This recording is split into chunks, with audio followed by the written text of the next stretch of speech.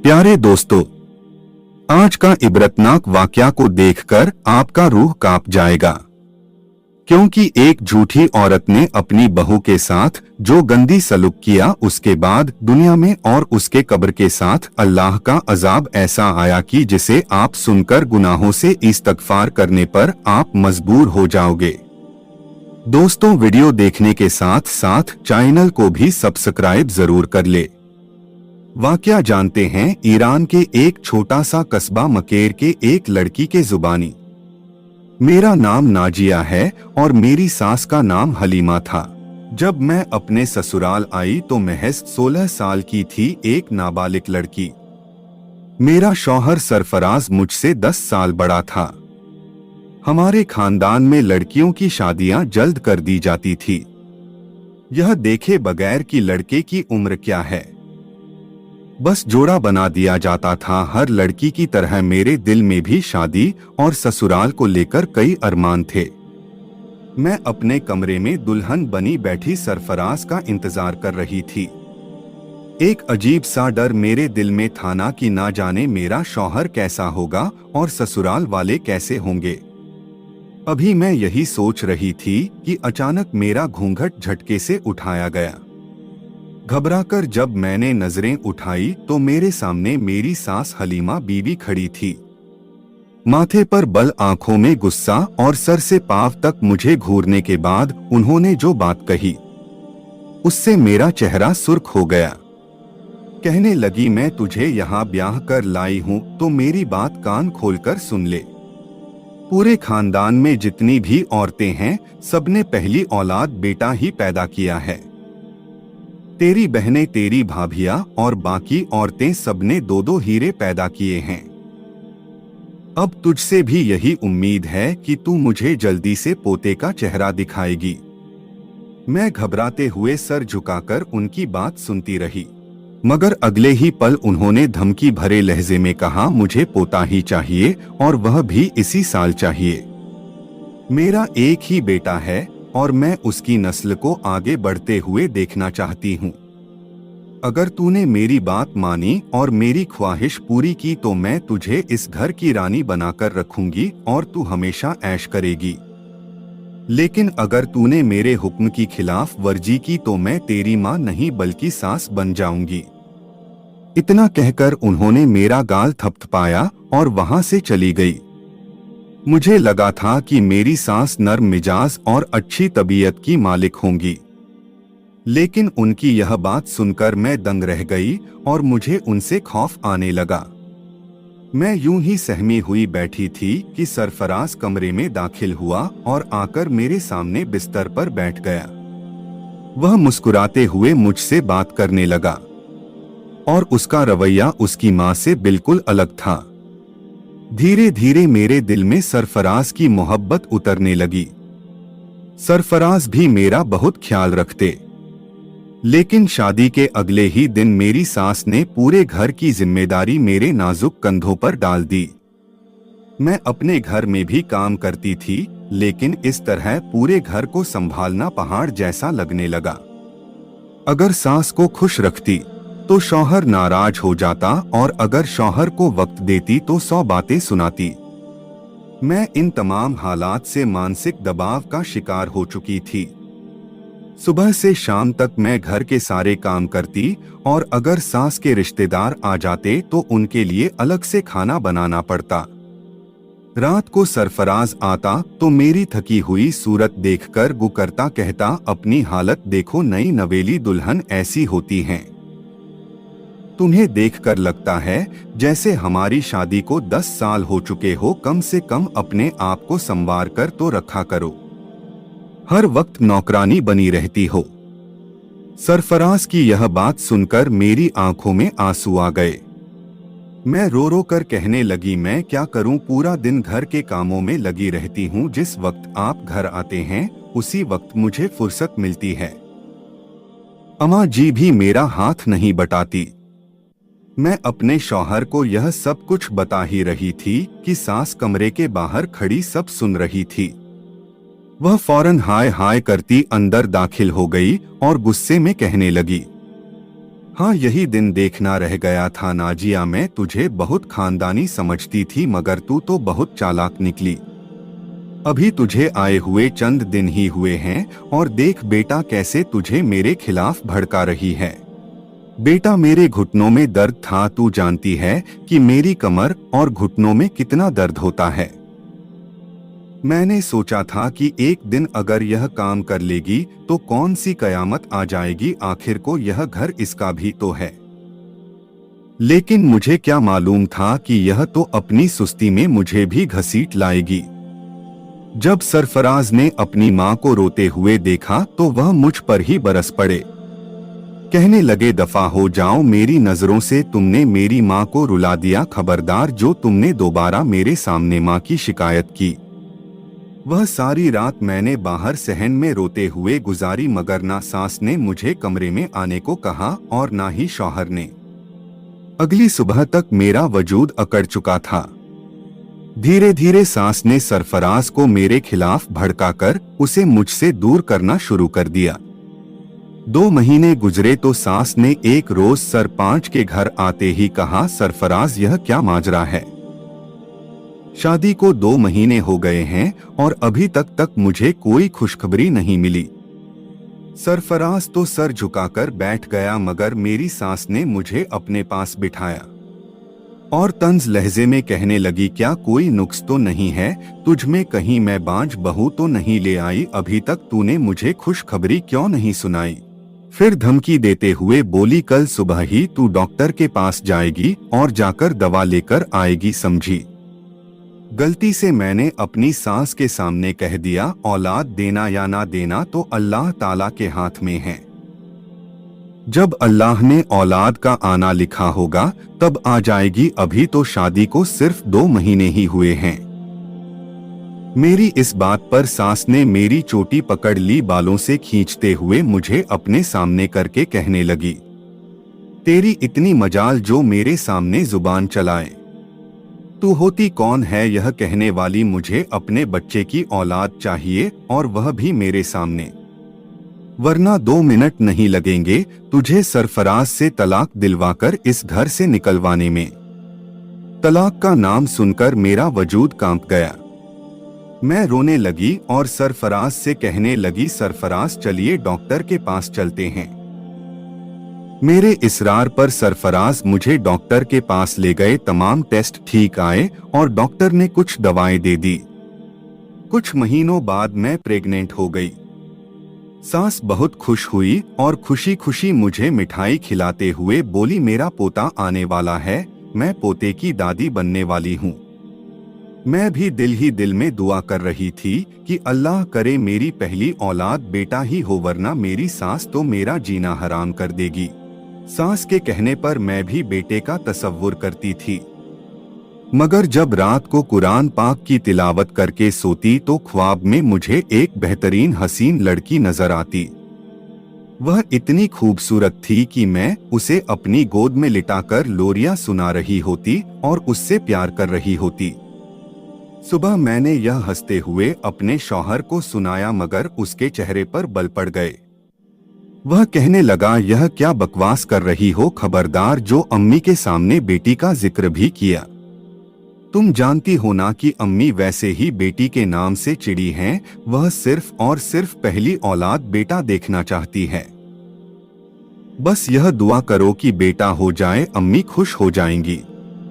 मैं चुप सी होकर रह गई। 5 महीने गुजरे तो सास मुझे सीधा डॉक्टर के पास ले गई। अल्ट्रासाउंड करवाया तो डॉक्टर ने बताया कि मैं जुड़वा बच्चों की मां बनने वाली हूं। यह सुनकर सास की खुशी की कोई इंतहा ना रही। वह फौरन मुस्कुराते हुए कहने लगी, खैर से मेरे 2 पोते एक साथ आने वाले हैं। मगर डॉक्टर ने अगला जुमला कहकर उसकी खुशी को मिट्टी में मिला दिया। डॉक्टर बोली, अम्मी जी पोते नहीं बल्कि पोतिया, दरअसल आपकी बहू 2 शहजादी को जन्म देने वाली है। यह सुनते ही सास का चेहरा बिगड़ गया। मैं भी सहम गई, मगर मेरा दिल तो खुशी से झूम उठा था कि मैं 2 बच्चियों की मां बनने वाली हूँ। काश कोई मेरी सास के दिल से यह बुरे ख्याल निकाल पाता। वह बिल्कुल खामोश हो गई। मेरी तबीयत काफी खराब थी, इसलिए डॉक्टर ने कुछ दवाएं दी और कहा कि जब तक डिलीवरी नहीं हो जाती यह दवाएं जरूर खानी होंगी ताकि बच्चा सही तरह हो और किसी तरह की पेचीदगी ना हो। मगर मेरी सास इतनी जालिम निकली कि उसने वह दवा लेकर ही ना दी। कहने लगी, मेरे बेटे के पैसे इतने फालतू नहीं है, वह कोई हराम का माल नहीं कमाता जो तुझ पर उड़ा दे। एकदम से उसने मुझसे अपना रवैया बदल लिया और मुझे घर ले आई। घर आते ही उसने बिस्तरों की चादर पर्दे और अपने और सरफराज के सारे कपड़े निकालकर कपड़ों का ढेर लगा दिया। वॉशिंग मशीन भी अलग कर दी और कहने लगी, यह सारे कपड़े जल्दी से धोकर छत पर सुखा कर आ। मुझे शाम से पहले यह सारा काम खत्म चाहिए। मेरी तबीयत खराब थी। मैं रोते हुए कहने लगी, अम्मी मेरे साथ यह जुल्म मत करो। मैं इतना सारा काम कैसे करूंगी, मेरी हालत पर रहम करो। मगर सास को कहाँ रहम आने वाला था। मैं रोते हुए कपड़े धो रही थी, भूखी थी, दिन भर कुछ खाया नहीं था और चक्कर आने लगे थे। सास की नफरत और जुल्म इतनी बढ़ गई थी कि वह बिल्कुल फिरौन बन बैठी थी। मैंने सास की नजरों से बचकर सरफराज को फोन मिलाया। बिलाल उस वक्त नौकरी पर था। 2 बैल के बाद उसने मेरा कॉल उठा लिया। मैं रोते हुए सरफराज से कहने लगी, जल्दी से घर आ जाइए, अम्मा मेरे साथ अच्छा सुलूक नहीं कर रही। अभी यह अल्फाज मेरे मुंह में ही थे कि मेरी सास ने मेरे हाथ से फोन खींच लिया और कहने लगी, बेटा आते हुए दाल सब्जी लेते आना। और फिर खुद ही फोन बंद कर दिया। फिर गुस्से में मोबाइल उठाकर फर्श पर दे मारा और मोबाइल टुकड़े टुकड़े हो गया। एक थप्पड़ मेरे गाल पर मार कर कहने लगी, बड़ी हिम्मत आ गई है, तुझ में मेरी शिकायत मेरे बेटे करेगी। जिस तरह खुद मनहूस है वैसी ही बेटियां पैदा करके देने वाली है। अगर मुझे पता होता तो कभी भी तुझे ब्याह कर ना लाती। अब देख मैं सरफराज से कैसे तेरी तलाक करवाती हूँ। गुस्से से मुझे दबोच कर बाहर ले आई और बोली, यह सारे कपड़े और छत पर डालका। मैं रोते हुए कहने लगी कि मैं सीढ़ियां कैसे चढ़ूंगी, मगर वह गुस्से में मुझे गालियां देने लगी। जैसे तैसे मैंने कपड़ों को टोकरी में डाला और धीरे धीरे सीढ़ियां चढ़ने लगी। हर 2 सीढ़ियां चढ़ने के बाद रुककर मैं सांस लेती और रोती। बार बार अपने माँ बाप का ख्याल आ रहा था कि काश आज वह जिंदा होते और मैं उनको अपने साथ होने वाला जुल्म बता सकती। मेरे बचपन में ही मेरे वालिद का इंतकाल हो गया था और वह दोनों मुझे छोड़कर इस दुनिया से जा चुके थे। मेरे 3 भाई थे, लेकिन वह भी अपनी बीवियों और बच्चों में इतने मशरूफ थे। कभी कभी मुझे फोन करके हाल पूछ लेते, वरना उन्हें तो मैं शायद भूल ही चुकी थी। बहनें भी अपने घरों में बड़ी मुश्किल से गुजारा कर रही थी। अगर उन्हें फोन करती तो वह अपने दुख रोने लगती। मैं कांपते हुए छत पर पहुंची। मेरी आंखों के आगे अंधेरा छा रहा था और पेट में दर्द उठने लगा, मगर फिर भी मैंने कपड़े छत पर सुखाने शुरू किए। थोड़ी देर बाद सरफराज घर में दाखिल हुआ। मेरी सांस फौरन सर बांधकर आंगन में चारपाई पर बैठ गई। सरफराज ने आकर मेरे बारे में पूछा तो मेरी सास झूठ बोलते हुए कहने लगी, पता नहीं इस हालत में छत पर क्या करने गई है।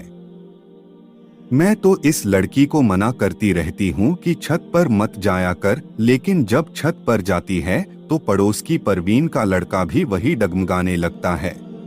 पता नहीं दोनों के बीच क्या नैन मटक्का चल रहा होता है। मैं छत पर खड़ी कपड़े सुखा रही थी कि अचानक सरफराज वहां आ गया। मेरी सांसें फूल रही थी और घबराहट में अपना दुपट्टा भी ठीक से संभाल नहीं पा रही थी। सरफराज ने देखा तो सामने पड़ोस का लड़का भी इत्तेफाक से छत पर ही मौजूद था और मुझे देख रहा था। मुझे इन सब बातों का होश नहीं था। सरफराज वहीं से चिल्लाया। मैं मां बनने वाली थी, मगर फिर भी उन्हें मेरी हालत पर रहम नहीं आया। वहीं छत पर एक कोने में पड़ा लकड़ी का डंडा उठाकर उसने मुझे मारना शुरू कर दिया। मेरे सर, कंधों और पीठ पर वह डंडे मार मार कर मुझे नीला नीली कर चुका था। मैं फूट फूट कर रो रही थी कि मेरी गलती क्या है। आखिर कितना जुल्म बर्दाश्त करती। मैं बेहोश हो गई। जब होश आया तो यूं ही छत पर लावारिस की तरह थी। मुझे होश में आता देख मेरे शौहर ने गुस्से से मुझे देखा और कहने लगा, अगर तू मेरे बच्चों की मां ना बनने वाली होती ना तो मैं कब का तुझे तलाक दे चुका होता। तुझ जैसी बदकिरदार लड़की को मैं अपने घर में नहीं रख सकता। मैं रोते हुए उनके सामने हाथ जोड़कर अपने होने वाले बच्चों की कसम खाकर कहने लगी, मैं कसम खाकर कहती हूँ मैंने आपकी अमानत में कोई खयानत नहीं की। मेरी तबीयत खराब होने के बाद भी आपकी अम्मा ने मुझे छत पर जाकर कपड़े सुखाने को कहा था। मेरी खराब तबीयत देखकर आखिरकार सरफराज को कुछ रहम आ ही गया। वह मुझे छत से नीचे लेकर आया और अपनी माँ से भी उखड़ा उखड़ी करने लगा। जब मेरी सास ने उसे बताया कि मैं बच्चियों की माँ बनने वाली हूँ तो सरफराज मुस्कुरा उठा। अब उन्हें भी अपनी बेटियों से मोहब्बत होने लगी थी। सिर्फ अपनी माँ के डर से वह इजहार नहीं करते, लेकिन अपनी माँ के इस जालिमा रवैये पर उसने साफ अल्फाज में कह दिया, लड़का हो या लड़की मुझे इससे कोई फर्क नहीं पड़ता, दोनों ही मेरे जिगर के टुकड़े होंगे। मैंने ही इन्हें पालना है और यह अपना रिजक अपने साथ लेकर आएंगी। जिसने मुझे बेटियां दी हैं वही बेटा भी देगा। अपने शौहर को यूं बदलते देख मेरे दिल में कुछ सुकून सा उतर आया। ऐसे ही वक्त गुजरता गया और फिर मैंने 2 बच्चियों को जन्म दिया। एक तो सेहतमंद थी मगर दूसरी काफी कमजोर थी। मेरी सास ने ना तो कभी मेरी बच्चियों को उठाया और ना ही उन्हें करीब से देखना गवारा किया। उल्टा जिस रोज मैं अस्पताल से अपनी दोनों बच्चियों को लेकर घर पहुंची, मेरी सास आंगन के बीचों बीच सर बांधे ऐसे खड़ी थी जैसे बेटियां नहीं घर में कोई जनाजा दाखिल हो रहा हो। शौहर के सामने तो मेरी सास का रवैया फिर भी थोड़ा बेहतर हो जाता था, लेकिन शौहर के जाते ही वह झोलियां उठाकर मुझे और मेरी बच्चियों को बद्दुआ देती रहती। वो यही कहती, तुम तीनों डायन हो, तुम तीनों ने मेरे बेटे को मुझसे छीन लिया है, तुम तीनों ने मेरी जिंदगी को अजाब बना दिया है। मैं चुपचाप उनकी हर बात सुनती रहती। एक रोज मेरी दोनों बच्चियां बेड पर लेटी सो रही थी और मैं नमाज अदा कर रही थी। तभी सास की आवाज आई। वह चीख कर कह रही थी, मुझे भूख लगी है, आकर रोटी बनाकर दे दो।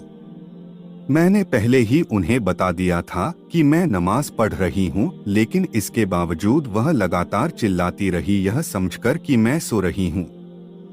वह हाथ में डंडा लेकर कमरे में दाखिल हुई। मेरी दोनों बच्चियां उनकी चीख पुकार से जाग चुकी थी। सास ने मुझे नमाज पढ़ते देखा तो बजाय बच्चियों को चुप कराने के वह गुस्से में उनकी तरफ बढ़ी और डंडा उनकी टांगों पर दे मारी। इतनी जोर से उन्होंने मारा कि उनकी चीखें आज भी याद करती हूँ तो मेरे दिल से आह निकलती है। मैं वहीं जनीमाज पर बैठकर रोने लगी, लेकिन नमाज नहीं तोड़ी। नमाज मुकम्मल करने के बाद जब मैं उठी तो मेरी बच्चियां नील नील हो चुकी थी। अब मेरे सब्र का पैमाना लबरेज हो चुका था। आखिर मैं कब तक उनकी उम्र का लिहाज करती। अब तक मैंने उन्हें बड़ी उम्र की औरत समझकर लिहाज किया था कि वह रिश्ते और मुकाम में मुझसे बड़ी हैं, इसलिए मुझे उनका एहतराम करना चाहिए। लेकिन आज मेरा सब्र जवाब दे गया था। मैं गुस्से में बाहर निकली और कहने लगी, यह क्या किया आपने? आप इंसान हैं या शैतान हैं? एक बार भी आपको मेरी बच्चियों पर रहम नहीं आया। तुम जैसी औरत तो औरत कहलाने के लायक ही नहीं है। ऐसी भी क्या नफरत थी कि इंसान अच्छे बुरे की तमीज ही भूल बैठे। इतना कहकर मैं अपनी सांस को गर्दन से पकड़ चुकी थी। मैं नहीं जानती मुझ में इतनी हिम्मत कहाँ से आई, मगर मैंने अपनी सांस को जोर से पीछे धक्का दे दिया और वह जमीन पर गिर पड़ी। यह शायद मेरी बदकिस्मती थी कि सरफराज उसी वक्त घर में दाखिल हुआ। घर में दाखिल होते ही उसने यही मंजर देखा कि मैं अपनी सांस को मारकर गिरा रही हूँ। वह गुस्से से आगे बढ़ा और मेरी सांस को तो मौका मिल गया। रोते हुए वह अपने बेटे के सीने से लग गई और फूट फूट कर कहने लगी, देख तेरी बीवी मुझ पर कैसे जुल्म कर रही है। मेरी तो किस्मत ही फूटी थी जो इसे बहू बनाकर लाई। मैं सरफराज को रोते हुए कह रही थी, देखो दोनों बच्चियों को कितने जालिम तरीके से अके मारा है तुम्हारी माँ ने। मगर बगैर मेरी कोई बात सुने सरफराज मुझे तलाक दे चुका था। तलाक देकर कहने लगा, दफा हो जाओ इस घर से, तुम्हारा अब इस घर से कोई लेना देना नहीं है। तलाक के लफ्ज सुनते ही मेरा वजूद जैसे ठंडा पड़ चुका था। सरफराज से मेरा रिश्ता खत्म हो चुका था। मैंने अपनी जख्मी बच्चियों को उठाया और रोते हुए सरफराज से कहा, एक आखिरी बार इन बच्चियों को देख लो, इनकी टांगे बहुत जख्मी है, मैं झूठ नहीं बोल रही हूँ। मगर बगैर मेरी कोई बात सुने सरफराज घर से बाहर चला गया। मैं अपनी बच्चियों को लेकर सीधा अस्पताल पहुंची। अस्पताल पहुंचने के बाद मैंने अपने भाइयों को फोन कर दिया। कुछ देर बाद ही मेरे भाई वहां पहुंच गए, जिनके सीने से लगकर मैं बताने लगी कि मेरे शौहर ने मुझे किस तरह तलाक दे दी, मेरी सास ने मुझ पर बेइंतहा जुल्म किए और मेरी जिंदगी बर्बाद कर दी है। डॉक्टरों ने जब मेरी बच्चियों का मुआयना किया तो कहने लगे कि मेरी वह बेटी जो काफी कमजोर थी वह टांगों से हमेशा के लिए मजबूर हो चुकी है, वह कभी चल नहीं पाएगी, जबकि दूसरी बच्ची लड़खड़ाते हुए चलने के काबिल रह गई है। मैं अपनी दोनों बच्चियों को लेकर जब अपने मायके पहुंची तो तीनों भाभियों ने उदासी के साथ मेरा स्वागत किया।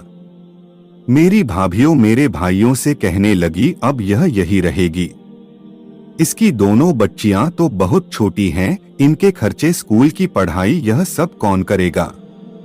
कल को इनकी शादी भी तो करनी होगी, यह सब कुछ आप तीनों भाई कैसे कर पाओगे? अपनी औलाद पालोगे या अपनी बहन की दो दो लड़कियां? अभी मुझे इस घर में आए हुए 1 घंटा भी नहीं हुआ था और मेरी भाभियां इस तरह की बातें कर रही थी। मैं रोने लगी, या अल्लाह, मजबूर इंसान का इस दुनिया में कोई भी नहीं है, जब मुसीबत आती है तो अपने भी मुंह मोड़ लेते हैं। मैंने जैसे तैसे करके अपना गुजारा शुरू किया। 10वीं क्लास तक तो मैं पढ़ी हुई थी, इसलिए घर में बच्चों को ट्यूशन पढ़ाना शुरू कर दिया।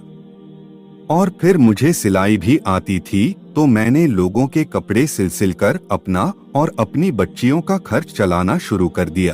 अब मैं अपने भाइयों पर बोझ नहीं थी, अपना कमाकर खुद और अपनी बेटियों को खिला रही थी। मगर उसके बावजूद मेरी भाभियां मुझे बातें सुनाया करती थी, क्योंकि मैं तलाक याफ्ता जो थी। हमारे समाज में तलाक याफ्ता औरत की कोई इज्जत नहीं करता। मेरे शौहर ने पलटकर ना अपनी बच्चियों की खबर ली और ना मेरी। कई बार जब मेरे भाई के बच्चे मेरी बच्चियों का मजाक उड़ाते और उन्हें मारते तो मुझे दिली दुख होता, मगर करती भी क्या, यहाँ से कहीं और जा भी तो नहीं सकती थी। एक रोज मुझ तक यह खबर पहुंची कि मेरी सास ने सरफराज की दूसरी शादी करवा दी है और दूसरी शादी से सरफराज को अल्लाह ताला ने एक बेटा भी अता किया है। यह सुनकर मैंने एक गहरी सांस ली। अगर अल्लाह ताला चाहता तो मुझे भी बेटा दे देता और मैं आज सरफराज के साथ शायद हंसी खुशी जिंदगी गुजार रही होती। मगर शायद मेरी किस्मत में यह ठोकरे खाना लिखा था। धीरे धीरे वक्त बीतता गया। मैं जमाने की ठोकरें खाकर मजबूत हो गई, मगर वहीं दूसरी तरफ उस मोहल्ले की औरत जो मेरे ससुराल के पड़ोस में रहती थी और अक्सर अपनी बहन से मिलने यहाँ आती रहती थी, वह मुझे मेरे ससुराल की खबरें जरूर देती थी। एक रोज जब वह हमारे घर आई तो उसने मुझे बताया कि सरफराज की बीवी तो बड़ी तेज और चालाक औरत है। सरफराज की बीवी होते हुए भी वह पड़ोस के लड़कों से कॉल पर बातें करती है। मैंने खुद उसे छत पर कई बार लड़कों से आंखें चार करते देखा है। एक रोज ना जाने सास और बहू में किस बात पर झगड़ा हुआ कि बजाय बीवी को समझाने के सरफराज अपनी मां पर ही चिल्लाने लगा। पिछले एक हफ्ते से सरफराज अपनी बीवी को लेकर अपने ससुराल जा चुका है और मेरी सास अकेली घर में रह रही है।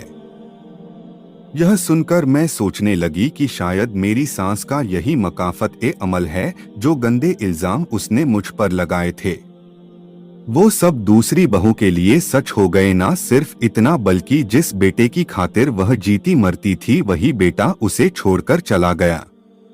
मेरी सास अपने ही बेटे के हाथों जलील हो गई। फिर एक वक्त ऐसा भी आया जब मेरी सास का इंतकाल हो गया। हलीमा बीवी को मरे हुए 7 दिन गुजर चुके थे मगर किसी को खबर नहीं थी। पूरे मोहल्ले में बेहद गंदी बदबू फैलने लगी, इतनी गंदी कि किसी को समझ नहीं आ रहा था कि यह बदबू कहां से आ रही है। सफाई कर्मियों को पैसे देकर मोहल्ले की नालियों की सफाई करवाई गई मगर बदबू कम होने का नाम नहीं लिए। जब भी कोई हलीमा बीवी के घर के करीब से गुजरता तो बदबू बर्दाश्त के बाहर हो जाती।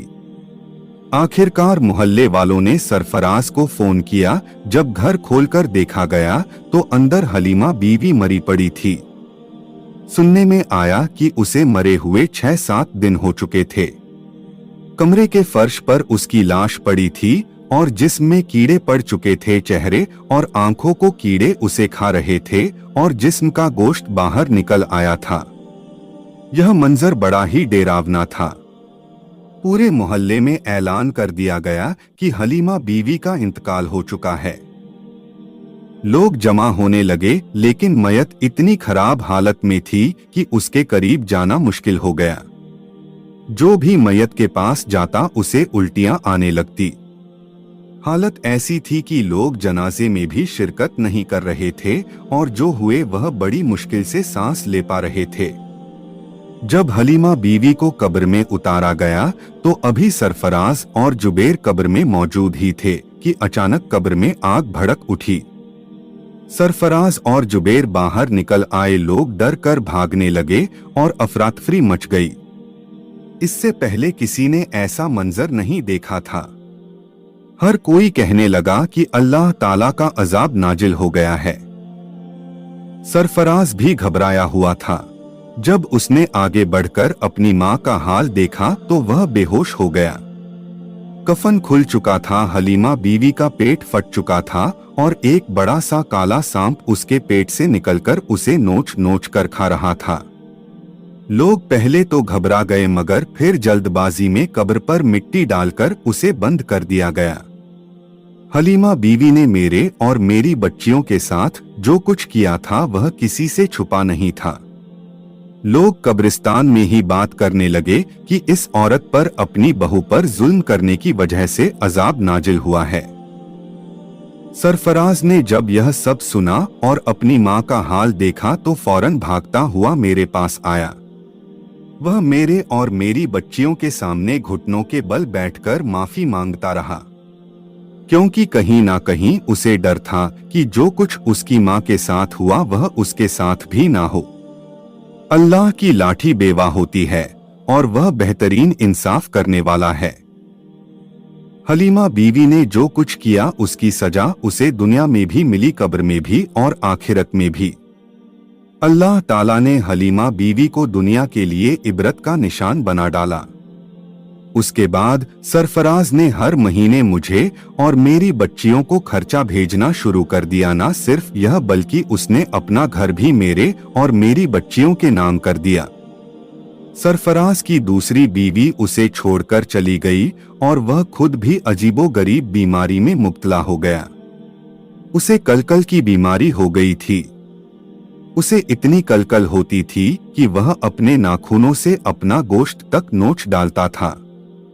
यह बीमारी उसके लिए पूरा जानलेवा साबित हो गई थी, मगर उसकी पहली बीवी की नेक दिली और दुआओं ने सरफराज की जान बचा ली। वह फिर से धीरे धीरे ठीक हो गया और फिर से निकाह कर साथ रहने लगे।